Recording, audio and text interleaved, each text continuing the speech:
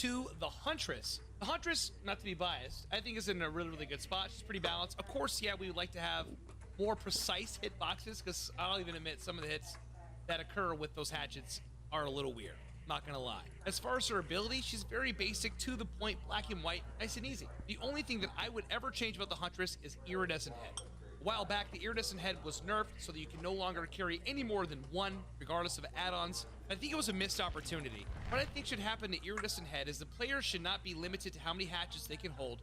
However, the exposed one-shot hatchet would only apply if the shot was thrown from outside of 20 meters.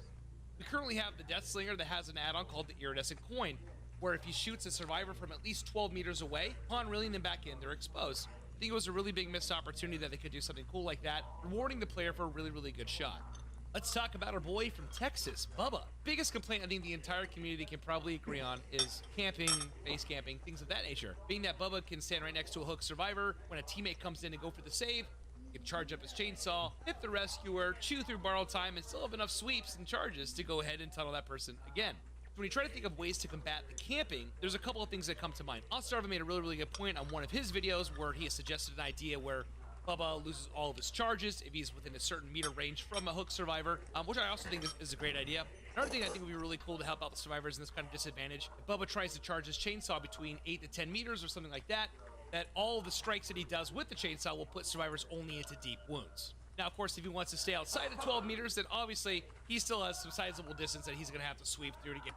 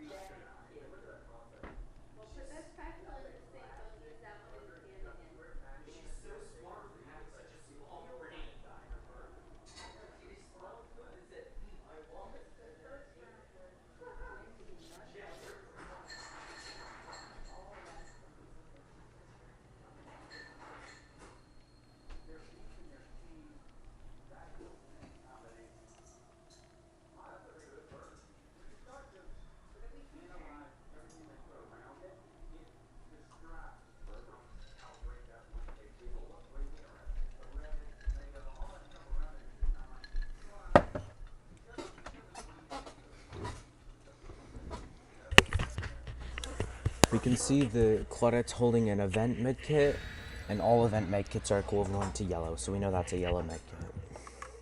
Get close enough, something like that. I think that'd be a really good way, especially because killers like the Dredge can't teleport to a locker that's near hook by at least 12 meters. Freddy Krueger. Freddy Krueger upon release was really, really bad. And his power was more in line with how he is in the films. However, in a Dead by Daylight 4 versus 1 asymmetrical game, it wasn't really the best. So he was changed to what he currently is today with a couple minor tweaks along the way. The only real change that comes to mind for me is just make Freddy Robert Englund. Okay, that's it. Okay, moving on to the pig. A lot of things come to mind about the pig.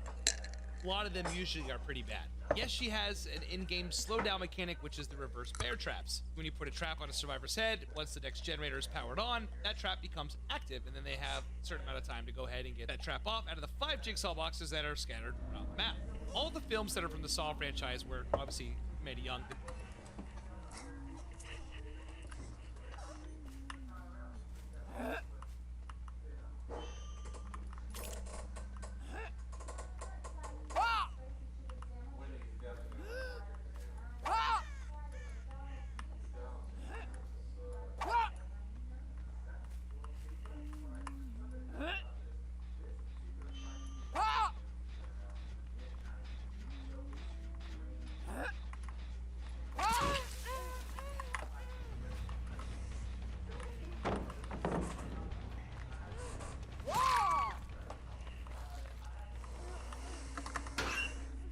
Ow, ow, ow.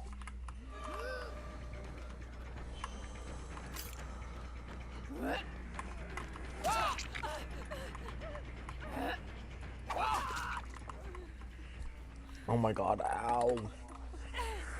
Brain freeze.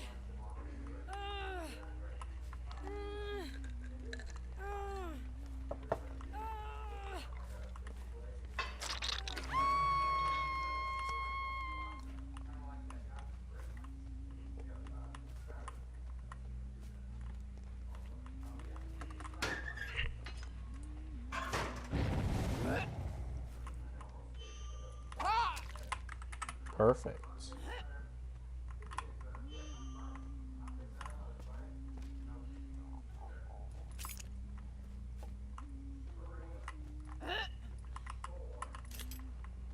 Wait, I wonder, could I just do... No.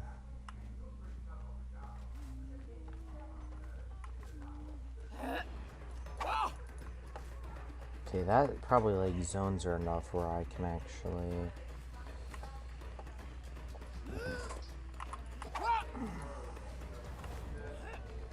Yeah, it did zone her enough.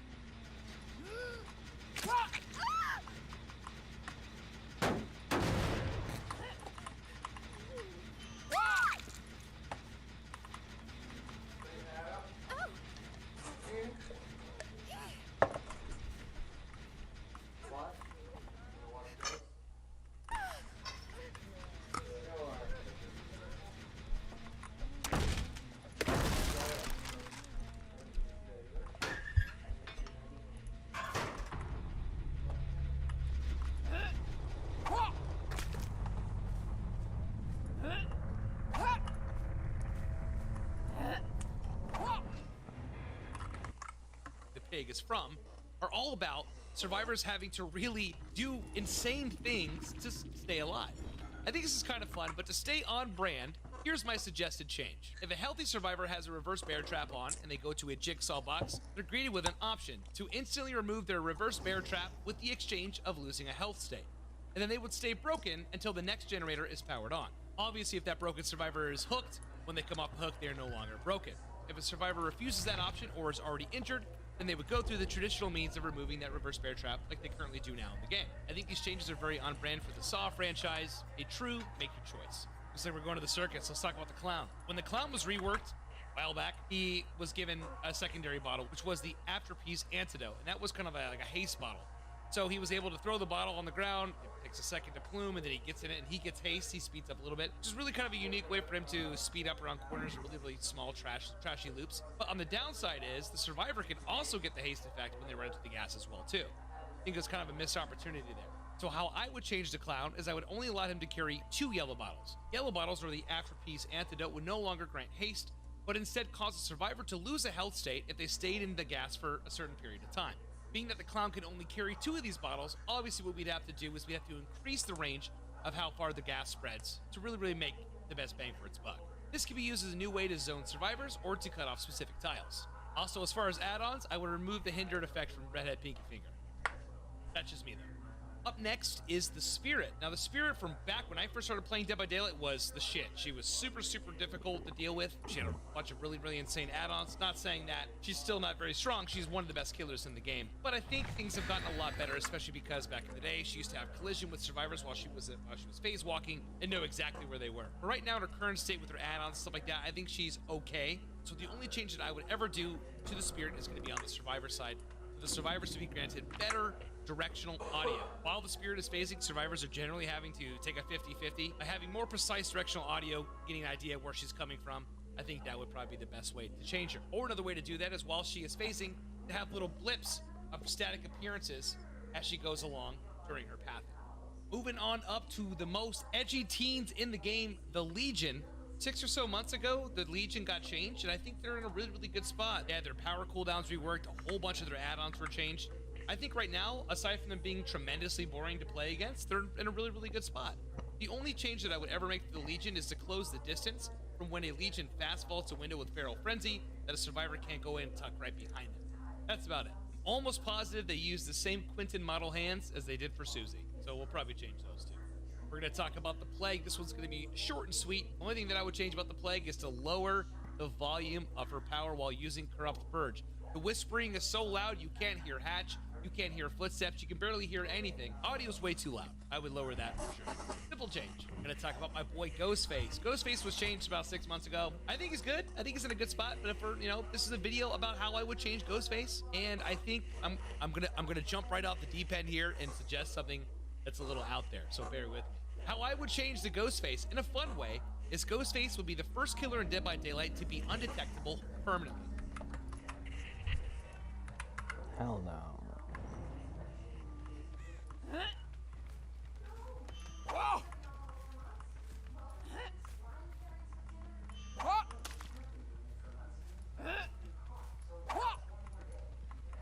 What? There's an invisible barrier. What is that? What is that invisible barrier? That's how I didn't hit the first shot. There's an invisible barrier there, bro. Oh my god.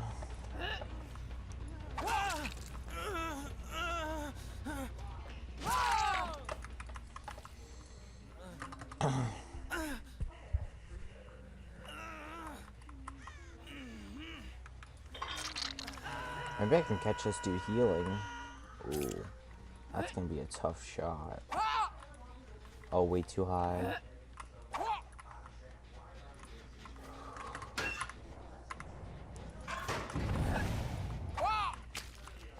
Ooh, perfect.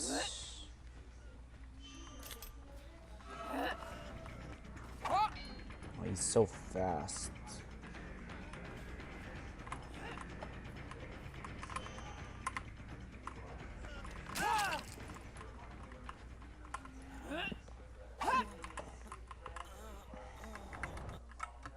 You would have no red stain, no heartbeat, no tear radius, nothing. with the trade-off that is marking progress would start to decay after 20 seconds of not fully exposing somebody. That would remove the concept of 99ing survivors, which I know this for a fact that farming stocks and getting everyone to 99% is pretty evil strategy. Don't kill me in the comments. I thought it would be a fun idea. Think about it. Fully stealth, always having to be on the lookout all the time. Pretty cool. The Demogorgon. Very balanced. He's in an awesome spot. Super fun to play. First change that I would make, bring him back to DBD so people can buy him and play him and enjoy him. In all seriousness, the one thing I would change about the Demogorgon is to increase his undetectable status effect when he is emerging from a portal for a little bit longer, just so he can get a little bit more of an edge in Survivor, especially if he has portals placed in good spots. Up next is the Oni. I think he's in a great spot. Obviously, when he first came out in the PTB, he was insane. So maybe bringing back his ability for the average Joes like ourselves to be able to 90-degree flip without having to blow things off our desk. Aside from that, I think Oni's in an awesome spot. No changes, more cosmetics. Okay, the Deathslinger. The Deathslinger is still a good killer, but he is a shadow of what he used to be. The longest time, the Deathslinger had a super unique playstyle. His tear radius was only 24 meters, which was at the time one of the smallest in the game, and he was able to aim down on his sights super fast, like so. He was really good at zoning survivors, forcing them to make bad decisions, and always keeping them on their toes, because he can instantly go from aiming down sights to then going and just striking you with a basic attack. But Behavior thought that that was too oppressive, so what they did is they boosted up his tear radius to a standard 32 meters, and they also added a delay to aiming down sights. So now he goes up, and he goes back down super slow. So no more of that quick scoping ADS style of gameplay. Also, being that he was a range killer, he was given a 4.4 meters per second movement speed. Firstly, I do agree with the nerf to the aiming down sight. Quick scoping stuff was a little too much, so here's how I would change the Deathslinger. Keep the aiming down sights the same. However, bring his movement speed up to 4.6 meters per second, and also bring back down his tear radius to 24 meters. I think he was in a really good spot.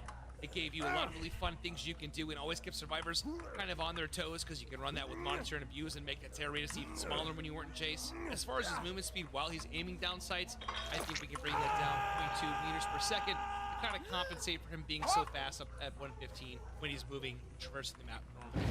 I think that'd be a really good spot for him. All right, Pyramid Head, or the Executioner. I think power-wise, Pyramid Head is fantastic. However, I would rework every single add-on that he has, excluding the range add-ons. I would change Pyramid Head and give us some variety of add-ons that do something other than nothing. An example of some of the add-ons that I would change, I would give him an add-on that a survivor becomes exhausted when they interact with the trail as a tornado on the ground. I would also give him an add-on that decreases the time from transitioning from Rites of Judgment to a basic attack, kind of how he used to be before he had that really big nerf where he was able to kind of zone and then strike from that way. But he has no add-ons like that currently in the game, and that's 100% what I would do. Bring his booty back too, probably. Okay, we're gonna talk about another top-tier killer, the Blight. The Blight is easily one of the strongest killers in the game. His add-ons range from absolutely bonkers to still even really good, even in the lower tiers. For balance purposes, I would tighten his turning radius to compensate for his high mobility. Something similar to the turning radius that is allowed during the Adrenaline Vial, and how with that add-on you get 7 rushes in total. However, you have a much more constricted turning radius, and I think that would be a really good spot if he applied that restriction to him all the way across the board to make up for him being so damn fast and so powerful against survivors. Okay, the Twins. God damn, do I feel so bad for these two. They had such an awful start when they first came to the game. Their PTB was awful, their release was even worse, and they have like the lowest pick rate in the game, and they have such a cool design that it's such a shame. I think there's only like 7 Twins mains in the entire planet. Unless we are on the brink of a massive Twins buff that is coming, which I honestly hope they do, some things have to change. And here's how I would change them. A typical match of the Twins is this. You release Victor, Victor goes and pounces on a survivor, and then the survivor holds on to Victor and holds him hostage the entire time. Yes, are they incapacitated so they can't work on gens or interact with teammates or do totems and stuff like that? But the entire time is now Charlotte, who, keep in mind, is in the idle state, has to, one, catch up to where the survivor is, and she has no power. She's a basic mouse one killer or basic attack killer at that point. And only after a certain amount of time that has elapsed that you can recall Victor off of the survivor and bring them back to you. There's either 2 ways I'd like to change the Twins that I think would really help out. Here's the first one. To punish survivors for holding on to Victor for extended periods of time, Victor can put a survivor into the dying state after 20 seconds. This will incentivize the survivor to remove Victor and return it power back to Charlotte in a timely manner. The survivor ignores to peel Victor off of their back, and they go into the dying state Then Victor will be recalled and put back into Charlotte, and then will be able to be used again after 30 seconds has passed. The second option is if Victor is on a survivor's back, they can no longer fast vault pallets or windows. Similar to being chained by Pinhead, vaulting over a pallet will be the slow animation, and then all window vaults will be immediate. Let's be honest, you have this 3-foot tall demon thing gnawing on a survivor's back. There has to be some downside and some credibility for them being able to land that attack, which allows Charlotte to catch up and then dominate survivors inside of specific times. Moving on to the final 7 left in the video. If you've made it this far, thank you so much for watching. I appreciate it. If you're not subscribed already, please make sure to hit that subscribe button down below. Helps me out see as we're on our quest to hit 500,000 subscribers. Okay, the Trickster. Similar to the Twins, Trickster's PTB and launch was awful. Trickster was really, really bad. However, they tweaked a whole bunch of stuff. They changed a lot of things to his rate of fire and as far as his speed while he's using his blades. I think overall he's pretty good. Just like any other killer in the game, he's got weaknesses and he's got strengths. And he's really, really strong, especially in small, unsafe areas like bars or trash loops and things of that nature. Biggest thing that's always bothered me, and the first thing that I would change about the Trickster, is that main event is to be deployed at the request of the player, not at the 20th blade connected to the survivor. Currently how it works, every 20th blade that you connect will automatically start main event, which means you have 30 seconds to go ahead and activate that ability. You have an unlimited amount of knives that you throw, and of course, like, your movement speed slows down, yada, yada, yada. The only reason as to why I believe that behavior did not make main event to be deployed at the user's request is so that they can't sit at a hook, wait for someone to go for an unsave, and then just go and just light them both up. So make it the same thing. Make it similar to like the Artist or the Dredge, where they can't deploy their power if they're within a range of 12 meters, something like that. Make it 12, 14, 15 meters, whatever it is, so that the survivor can get a safe rescue without getting just mowed down by a camping Trickster. There's been plenty of times where I've had survivors make mistakes and end up in really, really bad spots, and I wish I had main event on command. I could fire it up and go ahead and use my ability right there. I think that would make the Trickster really, really fun and really, really cool, and also be extremely punishing at the right times and reward you for saving it for an appropriate time. All right, we're gonna move on to the big boy, the Nemesis. Ever since the Nemesis was released, I've always found it a little frustrating to have to chew through 3 health states, especially on the first original Jaces, because you have to infect survivors with the T-Virus by using your Tentacle Strike. There's only really 2 things I would change about the Nemesis. 1, on first contact of the Tentacle Strike, survivor will no longer gain haste. If I'm not going to take a health state, survivor should not get the boost of speed. They can go ahead and take the hit and then use whatever pallets or things like that and start playing a little bit more safe so they don't actually lose a health state. The next thing that I would change is the difference between Mutation 2 and Mutation 3 Tentacle Strike is 1 meter. That is it, as Mutation 2 already gives you the ability to break pallets and walls and things like that. So what I would do is Mutation 3, every single strike, regardless if you are infected or not, will take a health state by using Tentacle Strike. Keep it at the 6 meters or whatever it is. Mutation 3 needs to be the end-all be-all, the climax of the power. So once the player is able to get to Mutation 3, every hit that is used with Tentacle Strike will always take a health state, regardless if you are infected or not. All right, moving on to the Cenobite, or Pinhead. Generally, Pinhead dominates the solo queue experience, solely because survivors in solo queue have little to no communication or visuals as far as who is going for the box prior to a chain hunt. Compensate for that, an interesting change I think would be that the chain hunt can only affect survivors performing conspicuous actions. So if a survivor is healing, working on a generator, booning or cleansing a totem, unhooking a survivor, then the chain hunt would only affect them then. Now that's not to say that a survivor can just go, okay, I'm gonna get off the gen or whatever, and then they no longer get harassed by chains. The chain hunt has already begun while the survivor's performing conspicuous action, then they will go through the chain hunt like normal. I know that can seem like a massive nerf to the chain hunt. However, what I would suggest is to remove the actual timer from all the survivor portraits. So the only way that they know that the chain hunt is about to begin is with the standard visual and audible cues.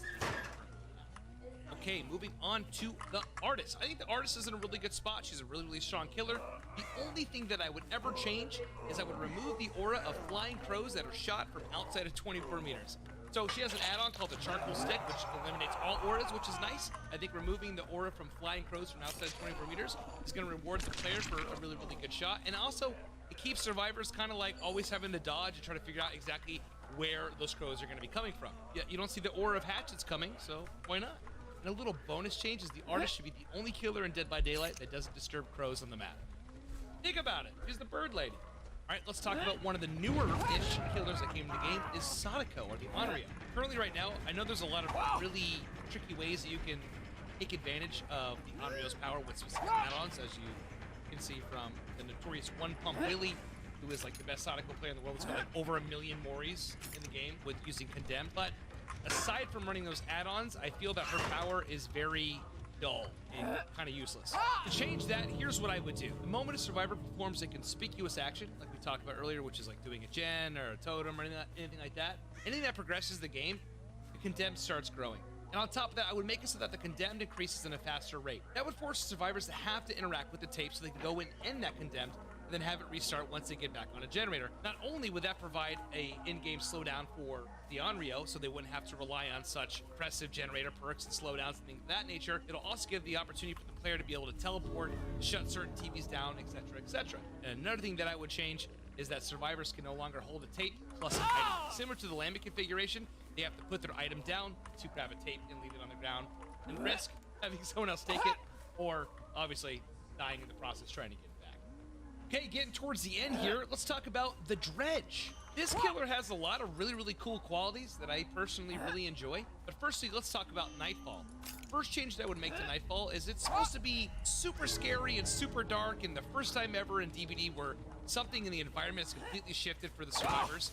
So what I would do for that is I would completely eliminate the white glow that survivors can see from their teammates' auras. I would also darken the tones of the Dredge so that he doesn't stand out, so he's a little bit more ominous, a little bit harder to spot during Nightfall, so it makes that event really scary. Another thing that I would change is when the Dredge is teleporting to a locker, if there is a duo set of lockers, one that is locked and one that is unlocked, for some reason behavior made it so that the Dredge will always teleport to the locked conjoined locker. I don't think that the Dredge should be penalized because the survivors didn't lock both sides. I think survivors should have to lock both doors, and if the Dredge breaks the locks, then so be it. But the Dredge should be able to teleport to the locker of their choosing and not be automatically forced to go to one that is locked, even though they went to the one that is unlocked. Final two, Albert Wesker, the Mastermind. One of my favorite killers in the game. I think he's a lot of fun. He's definitely been improved from where he was on the PTB from launch and stuff like that. But ultimately, I think he's in a fantastic spot. He's super fun to play. The only real change, I think it's kind of a little overboard.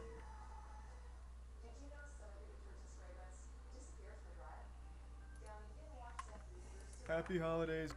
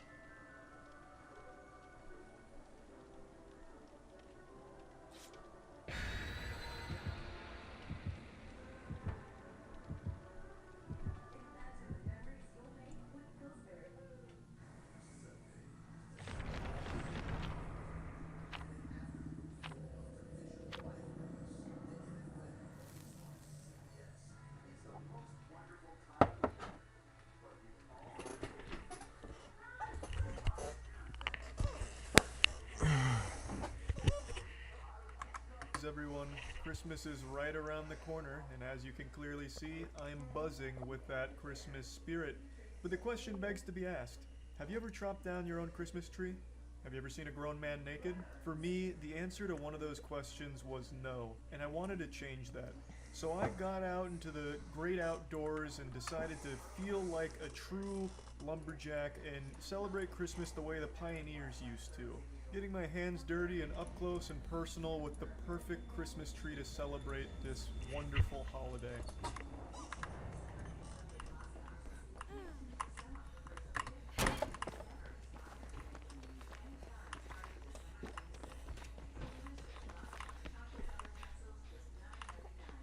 Oh, spirit.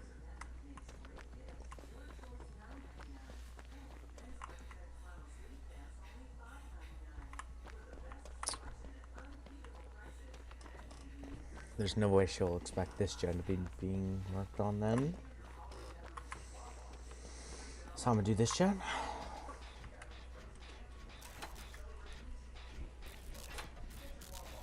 It used to be with Spirit, your only safety was Iron Will. But now you have no safety. There's free reign for the Spirit to kill.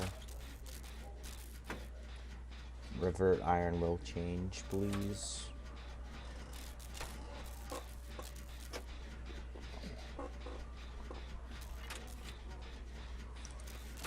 Not along with a long wall jungle gym palette being dropped at 5 gens. No way.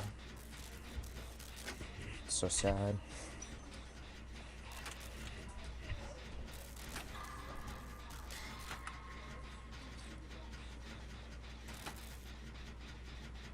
Oh, see the Spirit. She sure took a long time to figure out where Kate was. Yep.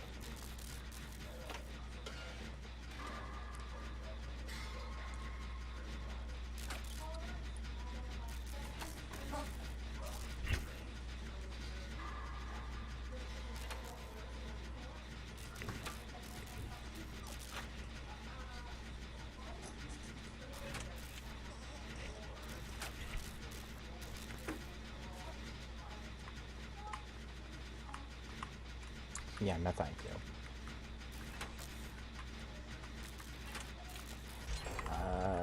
This sort of med kit is very powerful against Spirit. I should take a hit for Kate. She fake phasing should not work in 2022.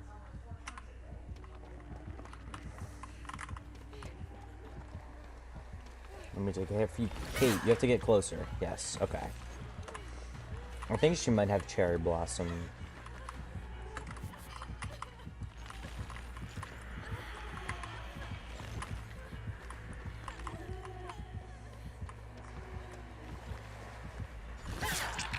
Thank God. Whew, make it worked out just in time. Okay, this door is broken. Means I'm gonna go to this loop out here. Yeah, I think she does have Cherry Blossom now, which is unfortunate, but...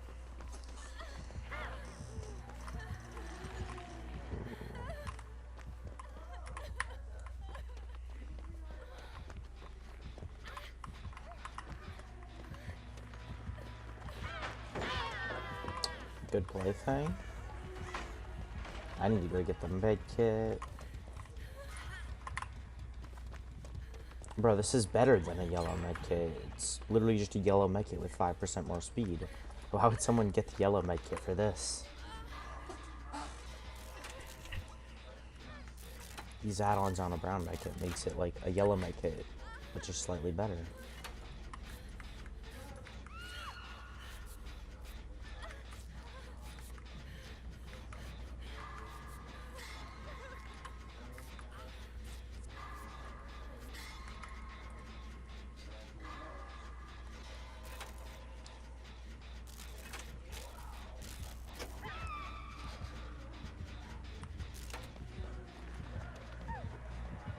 I was hoping she would go back.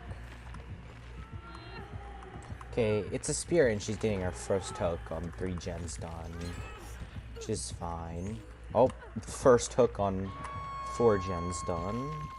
Okay, they get that person up.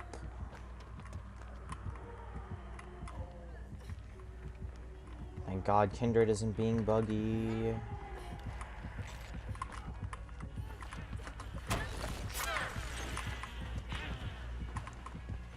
Is that unrelenting?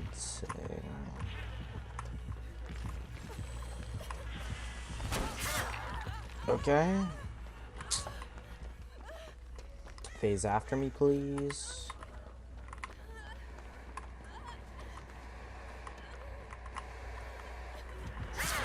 Okay.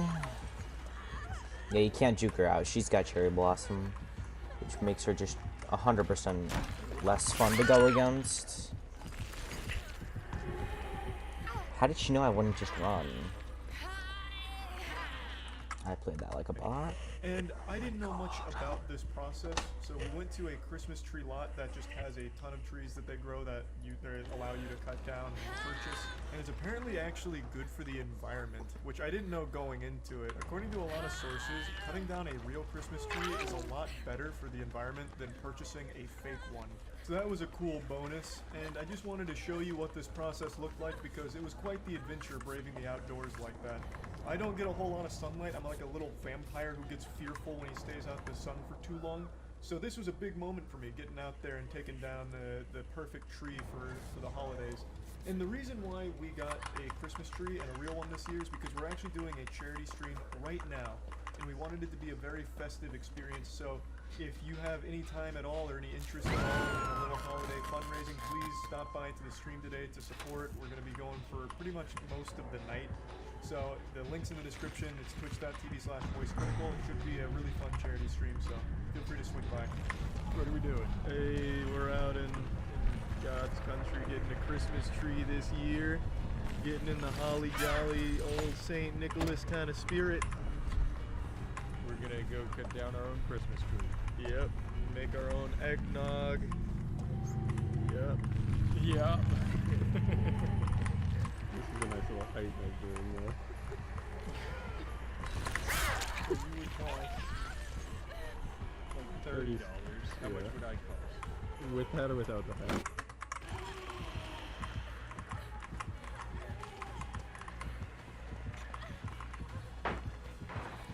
She's just waiting for her power. It's just like so lame. Okay, at least we got that.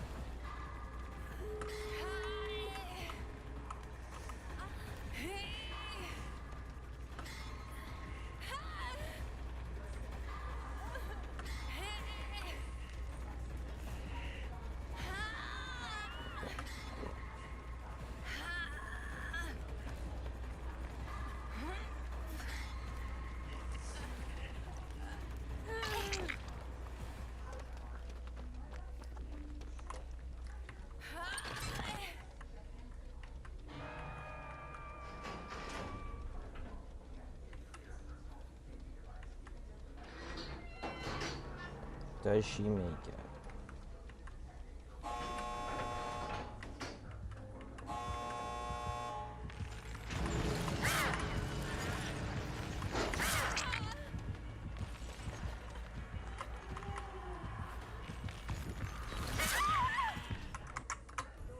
Well, with the hat, you'd cost like 39ish. What would Yeah. I cost with the hat? With the hat, you're like, yeah, almost. You're a little like $43. The hat is like measuring teeth. Yeah, I mean that's the only way to do it. Matt, do you want to be the measuring stick Yeah, I'll guy? get the PVC plate. We should have gotten an axe. I really wanted to swing a big axe. You can swing a bull saw. There you go. Pick it up like somebody read things.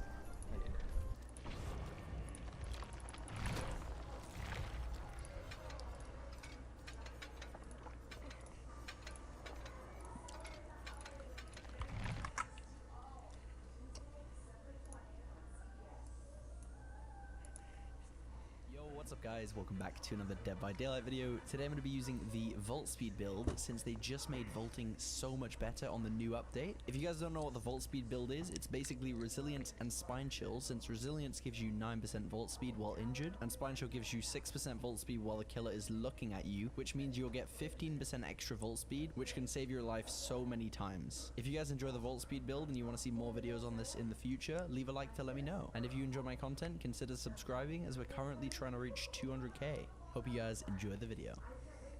No way we're on the Gas Haven, mate. The Gas Haven. No way we're versing a Billy, guys. No way we're versing a Billy right now. I want to do the best chase in the whole of Europe. Any enduring? No enduring. Alright, you already know what that means? You already know what that means, man. No, don't run away from me. I'm chasing him down, dude. I've got the Vault Speed build. I want to get use out of it. Guys, I don't know what to do, man. Everyone runs away from me. Everyone runs away from me, bro. I don't know why. I don't know why they all run from me. Please don't M1 me.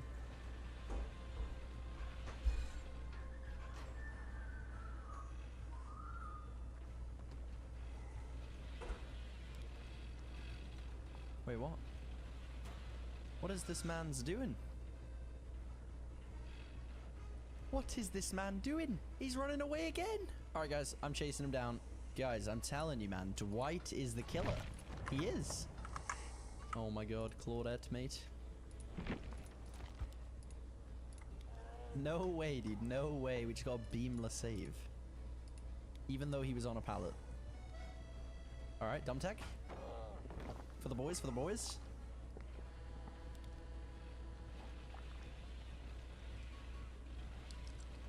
Thank you. Wait, I'm scared.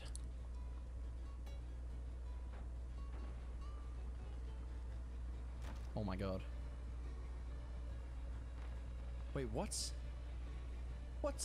I don't even know what just happened. All I know is it's a Billy, and I'm injured, and I have the Vault Speed build, and that guy just got dedicated mungoed servered.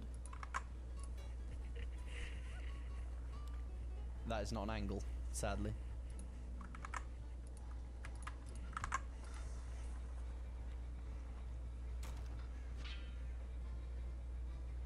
He's gonna vault it, 100%. Yep. Knew it. Thank you. Alright, let's go. That's a free save for me. Don't mind me. Know what he's gaming right now?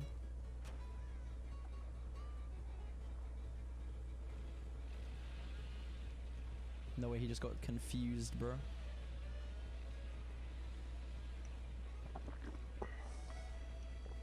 This man's is getting so confused. Let's see if I can confuse him with this.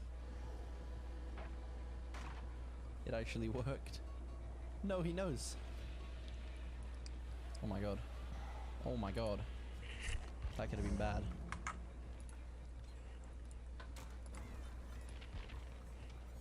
No, it didn't work.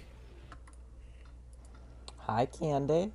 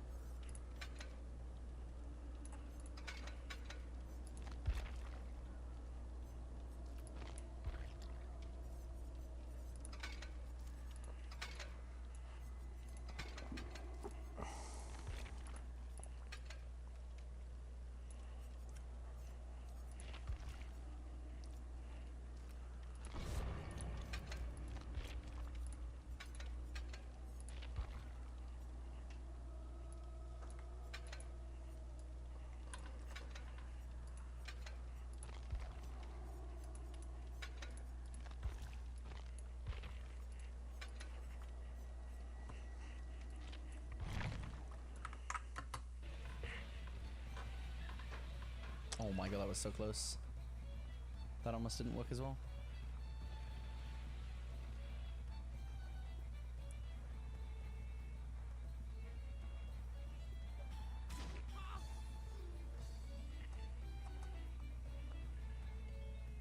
Thank you. Alright, we're healed again. Should I just chase him down? Alright. Let me chase this man down again. Did this Claudette just try to window tech him? Oh my god.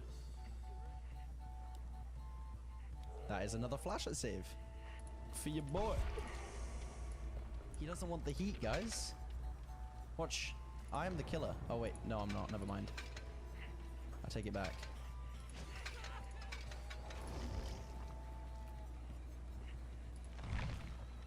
That is the best strat ever. I'm telling you, this strat works every time. I don't know why. Alright, we got a pallet by here.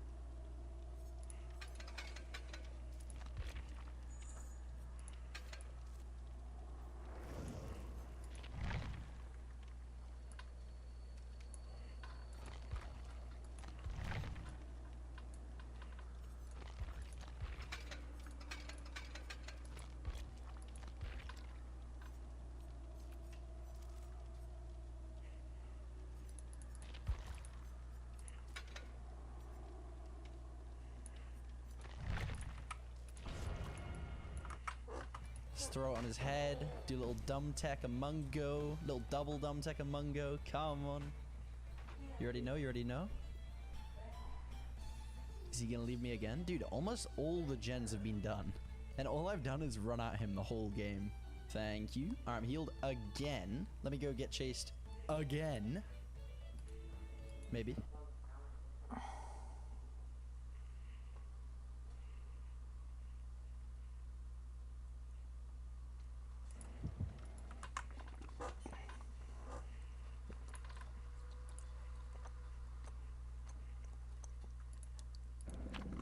Steroids can help you build a massive amount of muscle, increase your strength, and drastically speed up your recovery. So today I want to go over exactly what happens to the human body on steroids based on science. Now, the first thing you have to know is that not all steroids are the same.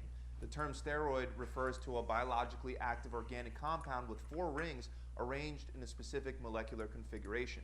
So even a corticosteroid is still considered a steroid since it has the same kind of 4-ring structure.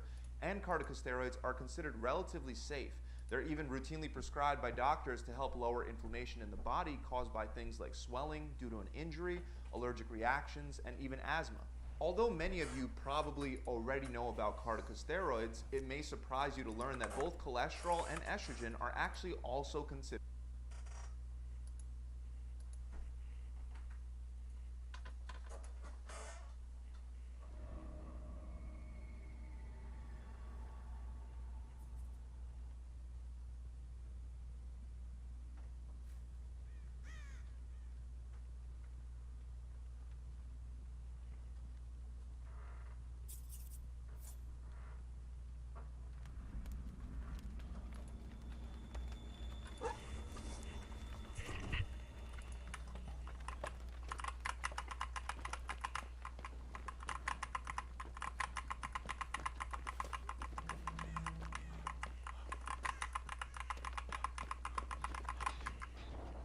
Why is it so laggy?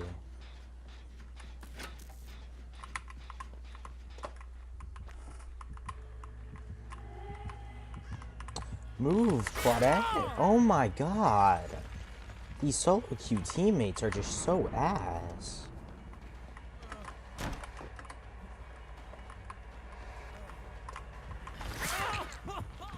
Solo queue teammates, bro. Oh my god.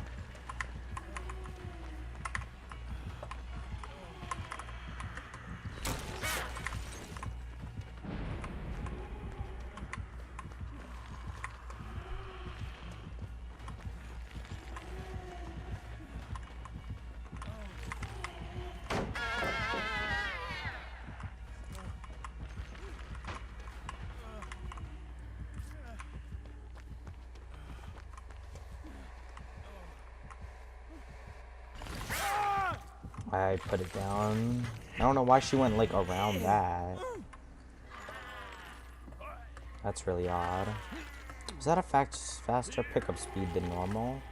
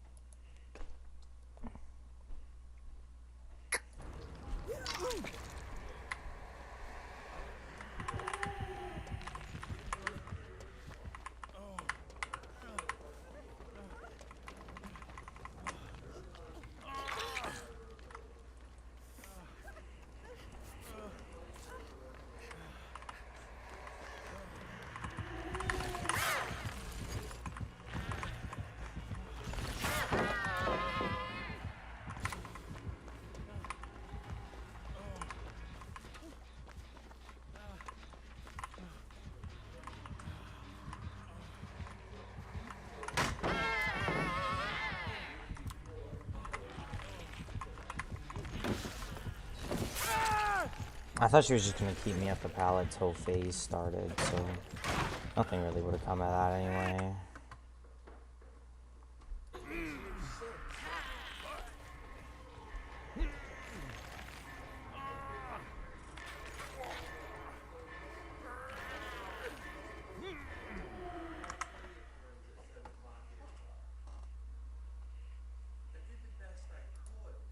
Carter can vouch. Unlike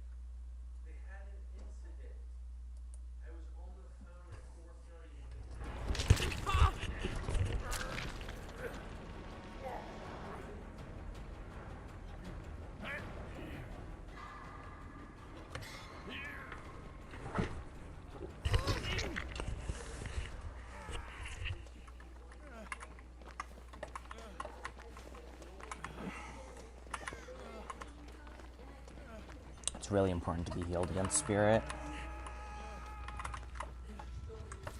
If she says barbecue, I'm dead though.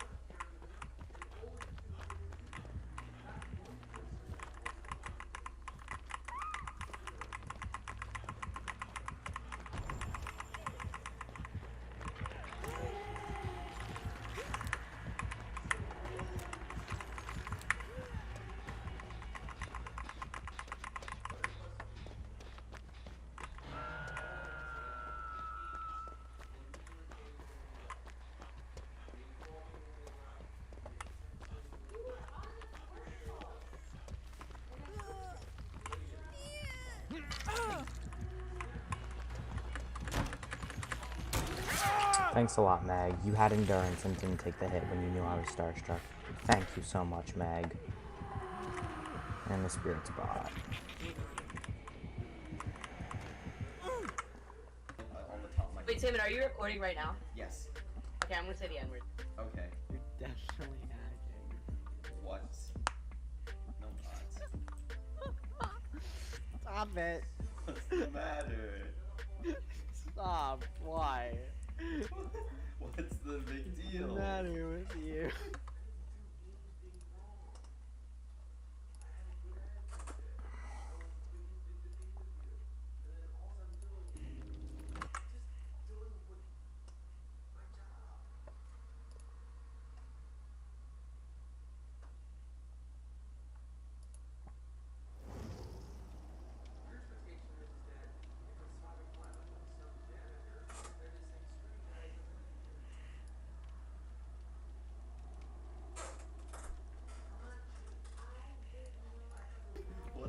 Whoa.